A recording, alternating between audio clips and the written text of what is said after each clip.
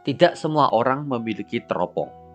Orang yang memiliki teropong akan melihat sesuatu yang ada di kejauhan dengan jelas.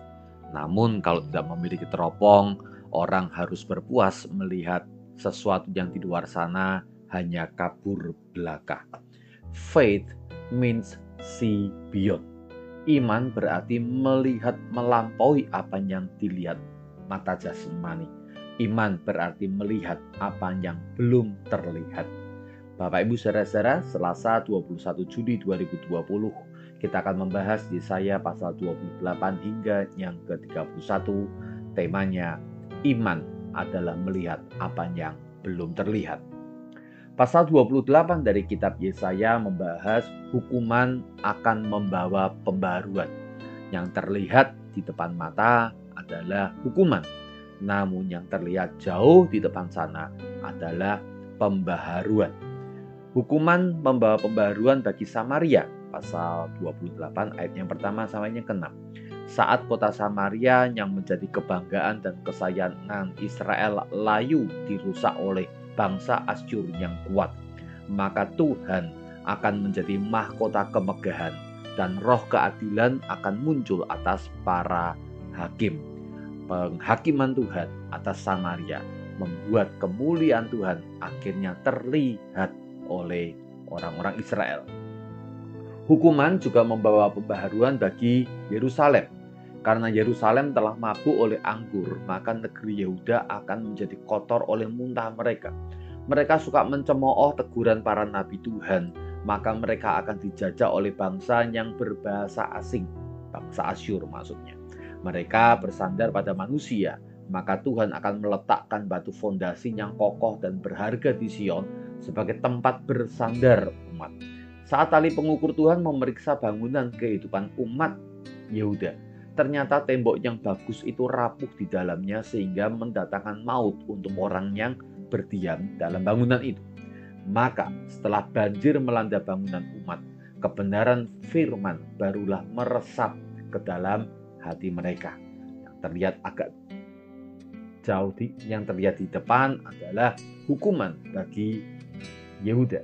Namun lebih jauh lagi, beyond dari hukuman, terlihatlah pembaharuan, di mana kebenaran firman meresap ke dalam hati umat.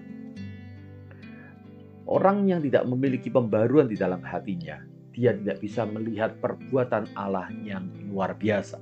Pasal 28 ayat 22 sampai 28 disampaikan di sana peringatan Tuhan sebenarnya sudah jelas. Yesaya sudah melihat dengan jelas. Janganlah mengabaikan agar hukuman Tuhan tak datang lebih besar lagi. Untuk menuai berkat Tuhan, umat memang harus menabur benih ketaatan atas firman Tuhan. Setiap benih berbeda cara menanamnya. Benih tertentu, cara menanamnya tertentu. Jenis yang berbeda, cara menanamnya berbeda. Demikian pula cara mengolah hasil panen berbeda-beda pula. Maka belajarlah dari Tuhan, sama seperti para petani belajar cara mengolah tanaman. Belajar di sini dikaitkan dengan belajar firman. Kalau orang mengerti firman, kalau orang mendapatkan pengajaran, maka mereka baru bisa melihat bagaimana cara mengelola akan kehidupannya. Pasal 29 ayat yang pertama sampai yang ke-8, perhitungan Tuhan atas kota Daud. Kota Daud atau kota Yerusalem dipanggil Ariel, yakni arti harafiahnya mezbah korban. Ariel akan adalah kota pusat ibadah umat Tuhan, di mana umat memberikan korban bakaran, korban sembelihan kepada Tuhan. Dan karena kesalahan dari Yehuda, maka Ariel atau Yerusalem ini akan menjadi merah tertutup darah seperti mezbah korban bakaran. Tuhan akan merendahkan Yerusalem dan musuh akan mengepung kota, namun dalam sesaat akan menghalau semua musuh itu. Ini menggambarkan bagaimana bangsa luar akan mengepung Yerusalem dan Tuhan akan dengan cara yang ajaib akan menghalau akan musuh yang mengepung ini. Bangsa yang buta rohani. Tuhan telah menutup mata para nabi mereka sehingga Yehuda tak bisa memahami peristiwa yang dinubuatkan Yesaya. Seperti orang diminta membaca buku yang dimeteraikan, tentu tidak bisa terbuka karena tidak bisa dibuka, tidak bisa dibaca. Umat telah buta rohani. Para nabi yang seharusnya menolong mereka untuk melihat apa yang menjadi rencana Tuhan telah dicemooh, sehingga akhirnya umat karena tidak memiliki nabi-nabi, maka mereka akhirnya buta atas perbuatan Tuhan. Bukti bahwa umat buta atas perbuatan Tuhan adalah hati mereka jauh dari Tuhan. Mereka tidak mau mentaati perintah Tuhan. Ibadah yang dilakukan sekedar kata-kata yang dihafal tanpa mengerti. Mereka cuma berpura-pura saleh. Anda mungkin mengingat beberapa orang berdoa dengan doa Bapa Kami sekedar hafal tapi tidak mengerti artinya. Sekedar baca Alkitab tapi tidak mengerti artinya. Cuman pura-pura katanya. Dan karena tidak mengerti akan hati Tuhan, hanya sekedar melakukan ibadah lahiriah, maka umat berpikir dengan cara yang terbalik. Tuhan dianggap tidak dapat melihat perbuatan buruk mereka yang ditutupi dengan ibadah semu. Bukannya mereka menyadari mereka yang buta, mereka malah menganggap Tuhan yang buta. Dan Tuhan berkata, bagaimana mungkin bejana periuk lebih hebat daripada penjunan yang membuat bejana? Bagaimana mungkin umat yang demikian lemah merasa kuat dibandingkan Tuhan yang membuat mereka? Maka kemudian Tuhan membukakan akan sesuatunya akan terjadi di hari mendatang. Saat Tuhan memulihkan, yang buta akan melihat rencana Tuhan, yang tuli akan mendengar perkataan Tuhan, yang terhina akan bersukaria.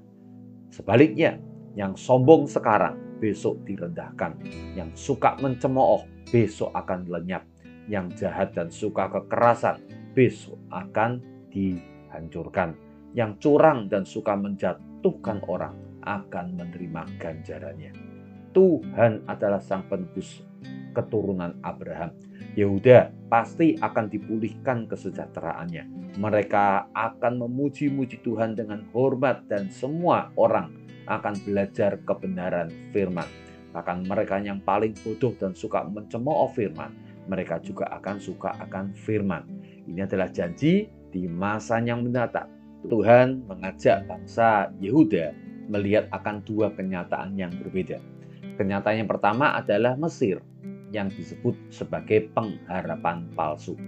Janganlah menjadi anak yang memberontak, yang meminta nasihat kepada setiap orang, namun tak pernah datang meminta nasihat kepada Tuhan. Mereka memutuskan apa yang mereka lakukan berdasarkan kata-kata orang, tidak pernah memutuskan berdasarkan kemauan Tuhan.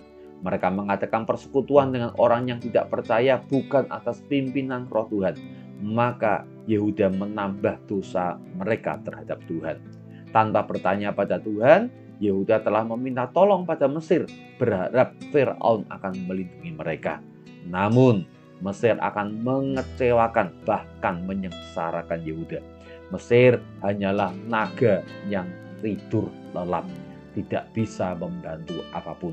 Yesaya diminta mencatat akan kata-kata Tuhan ini, menjadi dokumentasi bagaimana Yehuda telah tidak percaya pada Tuhan, namun sebaliknya percaya pada dusta. Kenyataan yang pertama, Mesir terlihat kuat. Kenyataan yang pertama, seolah-olah Mesir bisa melindungi Yehuda. Dan karena kenyataan yang dilihat oleh orang-orang Yehuda ini, maka mereka tanpa bertanya kepada Tuhan, langsung datang kepada Raja So, Raja Mesir, untuk meminta perlindungan. Padahal ada satu kenyataan yang jauh lebih real, lebih nyata daripada kenyataan tentang Mesir. Kenyataan yang kedua berbicara tentang keselamatan yang daripada Tuhan. Pasal 30 ayat yang ke-15 sampai yang ke-33. Tuhan berkata, dengan bertobat dan tinggal diam kamu akan diselamatkan. Dalam tinggal tenang dan percaya terletak kekuatanmu, tetapi kamu enggan. Kamu berkata, kami mau naik kuda dan lari cepat. Maka walaupun lari, kamu akan lenyap. Kami mau mengendarai kuda yang tangkas, namun pengejarmu akan lebih tangkas lagi.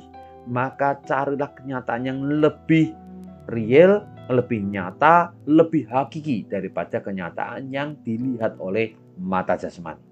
Tuhan selalu menantikan saat untuk menyatakan kasih-Nya kepada umat, untuk kembali menyayangi umat yang sudah salah lihat, lalu salah keputusan, lalu menerima nasib yang buruk. Berbahagia orang yang berharap kepada Tuhan untuk mendapatkan pertolongan. Saat Tuhan nanti mendengar umat ketika sudah jatuh terjerembab dan menangis, Tuhan akan menjawab. Tuhan kadang memberi roti kesengsaraan dan air penderitaan, namun Tuhan yang sama akan menyertai dalam kesulitan dan akan menolong kita mengerti akan kehendak Tuhan. Dia mengajar kita untuk kita taat pada Sang Guru yang agung, Sang Pengajar, dan membuang semua berhala-berhala yang ada di hati umatnya. Tuhan sanggup mengalahkan Asyur dan umat akan bernyanyi dalam kemenangan. Inilah kenyataan yang dilihat oleh Yesaya. Yesaya dalam hadirat Tuhan, dia sudah melihat Asyur bisa ditunggang balikkan asal umat tenang saja berharap kepada Tuhan. Namun Israel atau Yehuda lebih suka untuk mencari pertolongan pada kenyataan yang salah, dusta palsu dari Mesir. Maka memang kita perlu memiliki kacamata iman. Kacamata iman adalah kacamata yang menolong kita untuk melihat sesuatu yang di kejauhan menjadi jelas. Pasal 31 berkata, Mesir ini hanya manusia biasa, bukan Tuhan. Izinkan Tuhan yang berperang. Tuhan tidak akan mundur, dia akan terus maju untuk membela akan umatnya. Tuhan semesta alam akan melindungi Yerusalem.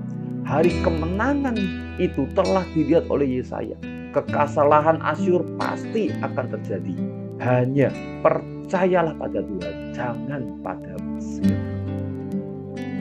Bapak Ibu, dalam kehidupan seringkali kita melihat kenyataan yang salah. Kita melihat kenyataan berdasarkan apa yang sejauh dapat kita lihat, dapat kita rasa, dapat kita pikir, dapat kita baca, dapat kita dengar.